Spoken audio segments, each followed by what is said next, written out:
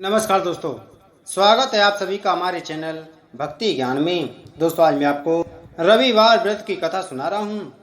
बहुत पुरानी बात है।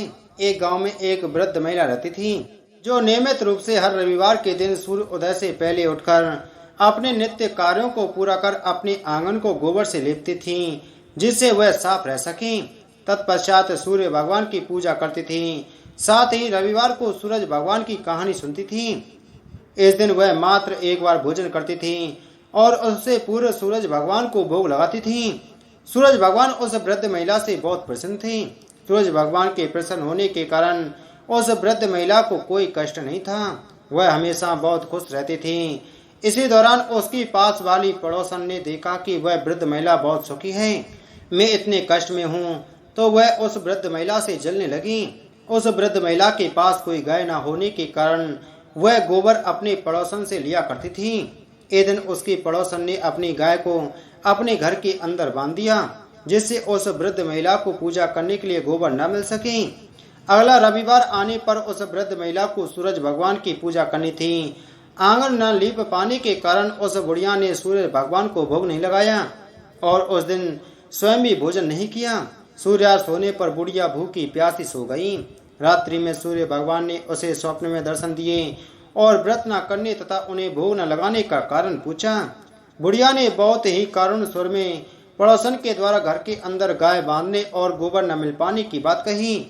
सूर्य भगवान ने अपनी अनन्य भक्त बुढ़िया की परेशानी का कारण जानकर उसके सब दुख दूर करते हुए कहा, हे माता, तुम प्रत्येक रविवार को मेरी पूजा और व्रत करती हो। मैं तुमसे अति प्रसन्न हूँ और तुम्हें ऐसी गाय प्रदान करता हूँ जो तुम्हारे घर आंगन को धन धान्य से भर देगी। तुम्हारी सभी मनोकामनाएं पूरी होंगी। रविवार का व्रत करने वालों की मैं सभी इच्छाएं पूरी करता हूँ। मेरा व्रत करने व कथा सुनने से बांझ स्त्रियों को पुत्र की प्राप्ति होती है। स्वप्न में उस बुढ़िया को ऐसा वरदान देकर सूर्य भगवान अंतर्ध्यान हो गए। प्रातःकाल सूर्योदय से पूर्व उस बुढ़िया की आंख खुली तो वह अपने घर के आंगन में सुंदर गाय और बछड़े को देखकर हैरान हो गई। गाय को आंगन में बांधकर उसने जल्दी से उसे चारा लाकर खिलाया। पड़ोसन ने उस बुढ़िया के आंगन में बधी सुंदर गाय और बछड़े को देखा तो वह उससे और अधिक जलने लगी। तभी गाय ने सोने का गोबर किया। गोबर को देखते ही पड़ोसन की आंखें फट गईं। पड़ोसन ने उस बुढ़िया को आसपास न पाकर तुरंत उस गोबर को उठाया और अपने घर ले गई तथा अपनी गाय का गोबर वहां रखाई। सोने के गोबर से पड़ोसन कुछ ही दिनों में धनवान हो गई। गाय प्रतिदिन सूर्योदय से पूर्व सोने का गोबर किया करती थी और बुढ़िया के उठने से पहले पड़ोसन उस गोबर को उठाकर ले जाती थी। बहुत दिनों तक बुढ़िया को सोने के गोबर के बारे में कुछ पता ही नहीं चला। बुढ़िया पहले की तरह हर रविवार को भगवान सूर्य देव का व्रत करती रही और कथा सुनती रही। लेकिन सूर्य भगवान को जब पड़ोसन की चालाकी का पता चला तो उन्होंने तेज आंधी चलाई। आंधी का प्रकोप देखकर बुढ़िया ने गाय को घर के भीतर बांध दिया। सुबह उठकर बुढ़िया ने सोने का गोबर देखा तो उसे बहुत आश्चर्य हुआ। उस दिन के बाद बुढ़िया गाय को घर के भीतर बांधने लगी। सोने के गोबर से बुढ़िया कुछ ही दिनों में बहुत धनी हो गई। उस बुढ़िया के धनी होने से पड़ोसन बुरी तरह जल बनकर राख हो गई और उसने अपने पति को समझा बुझाकर उस नगर के राजा के पास भेज दिया। राजा को जब बुढ़िया के पास सोने के गोबर देने वाली गाय के बारे में पता चला तो उसने अपने सैनिकों को भेजकर बुढ़िया की गाय लाने का आदेश दिया।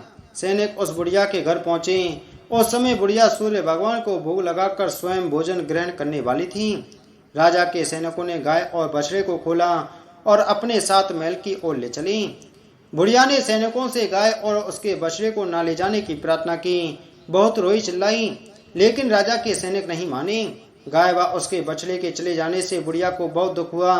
उस दिन उसने कुछ नहीं खाया और सारी रात सूर्य भगवान से गाय व बछड़े को लौटाने के लिए प्रार्थना करती रही। सुंदर गाय को देखकर राजा बहुत खुश हुआ। सुबह जब राजा ने सोने का गोबर देखा तो उसके आश्चर्य का ठिकाना न रहा।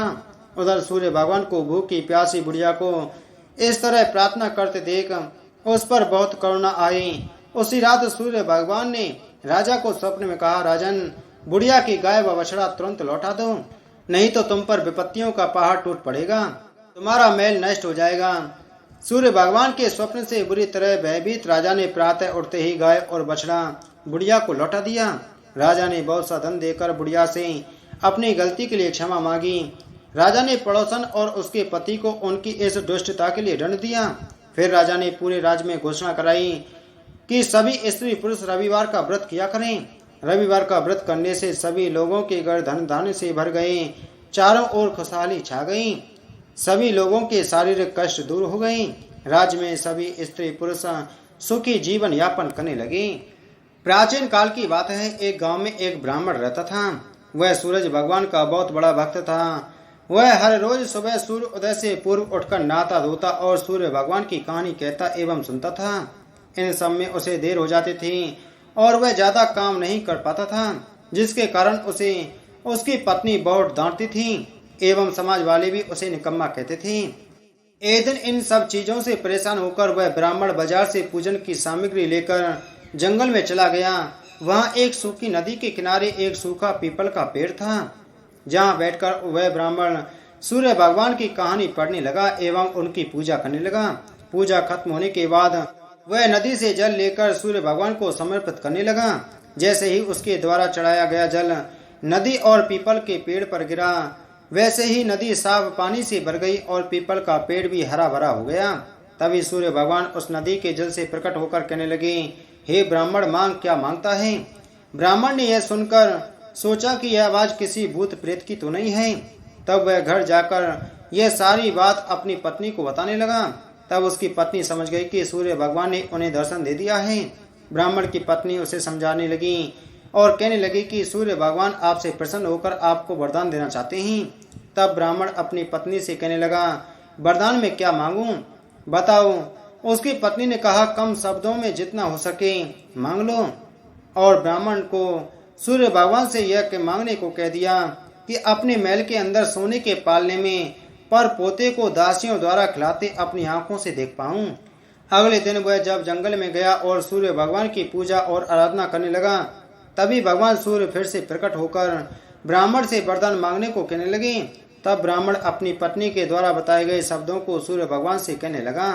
तब सूर्य भगवान ने यह सुनकर कहा, देखने में तो तू बहुत भोला भाला लगता है, पर एक ही बार में सब मांग लिया। सूर्य भगवान ने कहा, जा तेरी इच्छा पूरी होगी। ब्राह्मण जब जंगल से वापस अपने घर को गया तो वह देखकर हैरान रह गया कि उसकी टूटी हुई झोंपड़ी महल बन गई है और उस महल में दास दासियां आ जा रहे हैं। ब्राह्मण ने पास में बैठी हुई एक बूढ़ी महिला से पूछा, यहाँ तो मेरी झोंपड़ी हुआ करती थी। उसी समय महल के दरवाजे से एक सुंदर सी महिला गहनों और सुंदर कपड़ों से लदी हुई बाहर आई और ब्राह्मण से आकर बोली, आ जाओ, यह अपना ही घर है। सूर्य भगवान ने तुम्हारी मनोकामना पूर्ण कर दी है। इतना धन देखकर ब्राह्मण ने उस महिला से कहा, इतने धन का हम क्या करेंगे। तभी उसकी पत्नी ने कहा, धन से क्या नहीं होता है, दान पुण्य यज्ञ होम करेंगे। फिर ब्राह्मण ने अपने धन का इस्तेमाल पूजा पाठ एवं पुण्य कार्यों में किया। अब सभी गांव वाले राजा की जगह उस ब्राह्मण का गुणगान करने लगे। राजा ने यह सुनकर ब्राह्मण को बुलाया और पूछा, कल तक तो आपको खाना भी नहीं मिलता था, आज यह धन कहाँ से आ गया, कहाँ से चोरी की और डाका डाला। ब्राह्मण ने कहा, यह सब तो सूर्य भगवान की कृपा, और सारी कहानी राजा को बताई। राजा ने यह सुनकर सूर्य भगवान की कहानी सुनने और आराधना करने की प्रतिज्ञा की, जिससे सूर्य भगवान ने राजा को एक सुंदर सा पुत्र दिया और उसका परिवार सुख से भर दिया। इसी तरह जो भक्त सूर्य भगवान की कहानी पढ़ता एवं सुनता है और सुनाता है और सूर्य भगवान की पूजा करता है, तो भगवान सूर्य उसकी सभी मनोकामनाएं पूर्ण कर देते हैं। बोलो सूर्य भगवान की जय।